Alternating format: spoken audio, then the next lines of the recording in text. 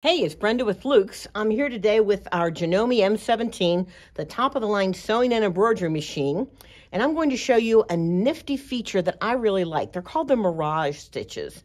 So to access this feature, we're going to go over here to our control panel. We're going to touch the curly Q, which gives me access to the stitch menus. We're going to scroll across, and we will see the Mirage menu right here. And these are all the different Mirage stitches. We're just going to go with the snowballs, stitch number 1.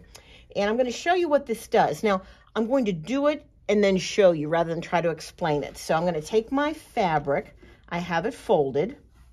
I'm going to back it with a piece of tearaway stabilizer, lining it up. And I've got my F foot on, which is my decorative stitch foot. And that fold of the fabric is lined up right on that red mark on the foot.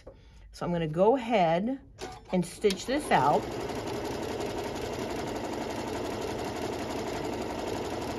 Let's do a few more snowballs here.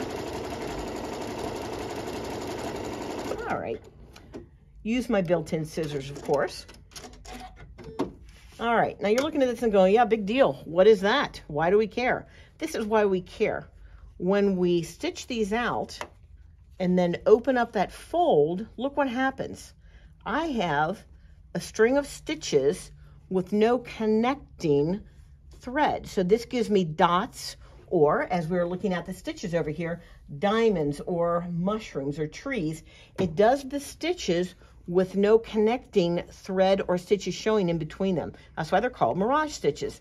Something new, something different, always from Janome. Till next time, it's Brenda with Luke's.